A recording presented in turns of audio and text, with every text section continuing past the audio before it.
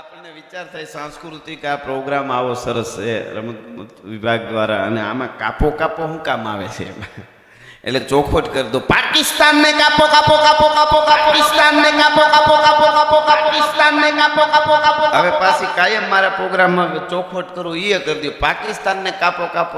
આ એ પ્રકારના આપણે એક વાઇબ્રેશનો ઊભા કરવાના છે.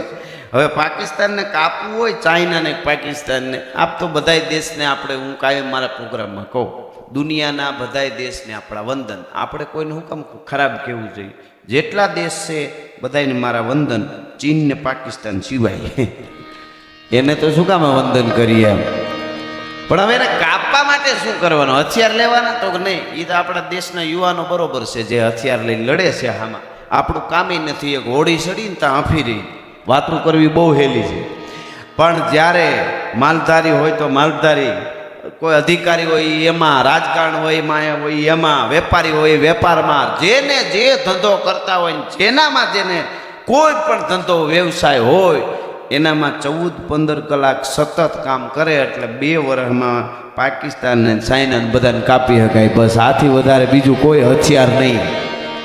આપણે મહેનત કરી, એક થઈ, જ્ઞાતિવાદ ને આ બધું ભૂલી અને જો એક હરખા થઈ અને આ બધું કરી તો કપાય. પણ વાતો કરવી હેલી બહુ છે, પણ જ્યારે આપણા ઉપર જ્યારે આવે, આમ ઘણી વાર કહેતા હોય આપણે એવા થઈ ભારતીયો, ખાસ ગુજરાતીઓ, એ દુબઈ ફરી આવે, અમેરિકા ફરી આવે, યુરોપના ઘણા બીજા દેશ ફરી આવે, પણ સર્કલ ન ફરે પાછા.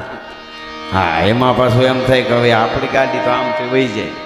એટલે એ પણ ખેર, જે દુહાસન હું ગાતો હતો ને હમણાં, એ અમારા હરસુર ગઢવી, જેને આગળ સ્વર્ગસ્થ લગાડવાની ઈચ્છા મને તમને ન થાય એવા સાહિત્યકાર, બોલતા હોય તો આમ એનો જે બોલે એ સાહિત્ય બની જાય. એ હરસુર ગઢવીએ એને એક મુંબઈમાં એક બેને પૂછેલું કે ગઢવી તમે આ તડબડ બધું બોલો છો, એ તમે જ્યાં બોલો ત્યાં અમને સમજાઈ જાય, એવું કરવું હોય શું કરવું પડે? ત્યારે હરસુર ગઢવીએ કીધેલું કે 1 વાર 2 વાર 4 વાર 6 વાર અમારા સૌરાષ્ટ્રમાં જન્મો મરો તોય મેળ પડવો હોય તો પડે. આની થોડી કંઈ આના આર્ટિસ્ટને ન આવે. આજે સાહિત્ય અમે બોલી છે.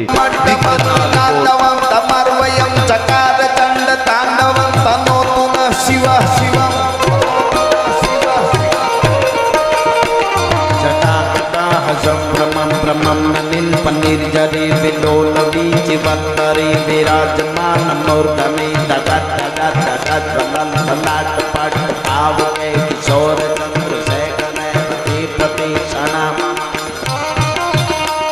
ધરા કરે નંદિની વિલાસ બંધુ રસ પુર દિગંત સંતતિ પ્રમોદ માન સૈન કૃપા કટાક્ષ ધોરે નિરુદ્ધ દુર્ધરાપતિ ક્વચી દિગંબર મનો વિનોદ ને તુ અસ્તુરી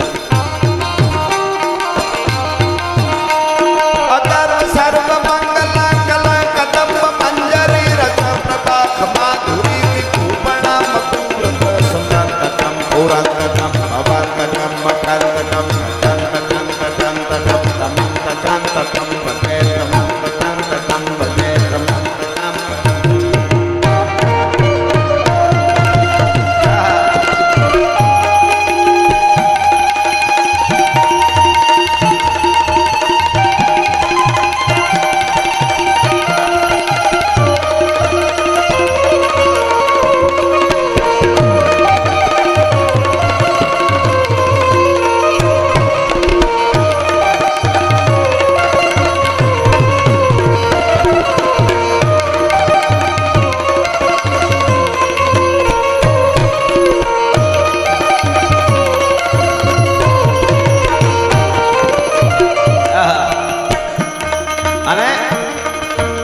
અમારી થરથીંગ કરવો ધણીને અમારા બધા માણું એ ધીગામાં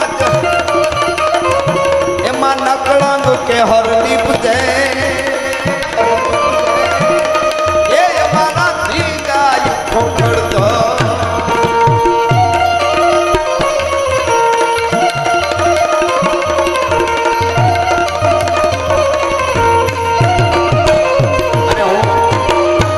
અમારા ચારણી સાહિત્યના સપાકરા છંદો છે, ગીતો છે, એ આજે ખૂબ યુવાનો સાંભળે છે, બાળકો સાંભળે, વડીલો સાંભળે છે.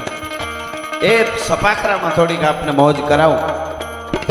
સપાખરાનો જે તાલ છે સમજાયની પણ મજા આવે. અને જે વસ્તુનું ગાતા હોય, વરસાદનું સપાખરું ગાઓ ને તમે બરાબર સાંભળો, શબ્દો ન સંભળાય પણ તમને એમ થાય કે વરસાદ વરહે એવું કહે છે.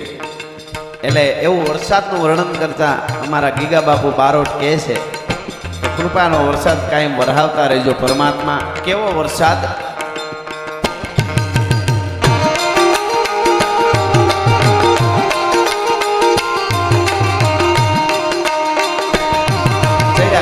વાદળા કાળા ધોવળના નંબારે શોકે થાય છે વોદ રાતી માથે ઉતર્યા દારા રાતો ટીકોરા મોરના માથે બહારી મદાની ઘડી એક ધારા મેઘ રાજા. આ વરસાદનું વર્ણન છે ચારણી સાહિત્યમાં, સપાખરામાં. હવે આપણે ગુજરાતીમાં કેવું હોય તો કે બહુ વરસાદ પડ્યો, આહા હા ભારે પડ્યો, આ સીધો શબ્દ.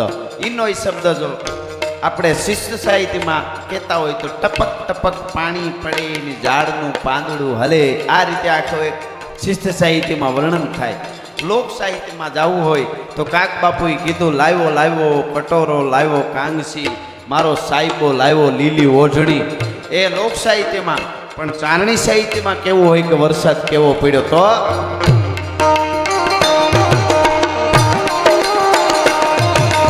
નસાટી વાદળા કાળા ધોવળા નંબારે શોકે થાય બોતો રાતી માથે ઉતર્યા તારા રતા તો ટીકોરા મોરલા માથે બહારી મદાની ઘડી એક તારા મેઘ રાજા એક તારા મેઘ રાજા મંડાળાનો પાર થતો પ્રખંડ ડેરે કેન્દ્ર બાળા ફળ તાળા પાણી બાળા હાથી ગુંદી બાળા કાળા મંડાળા હિંડોળ થતો બધા વાળા ભેગા કાળા નદી નાળા પાડી નાખ્યા હળા માથે કાળા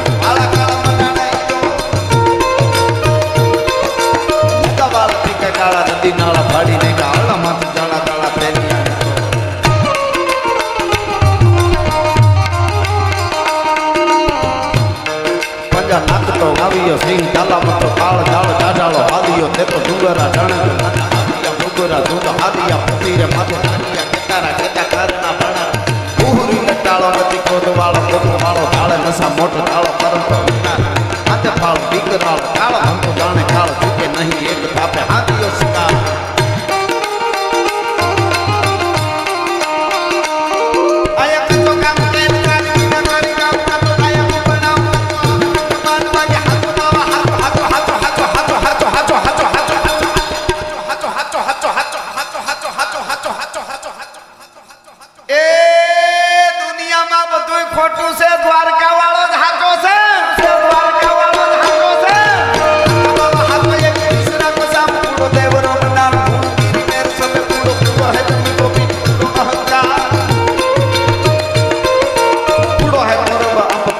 જમાવ કૂડો ગીર ધારી નાહી કૂડો એક હિકો પા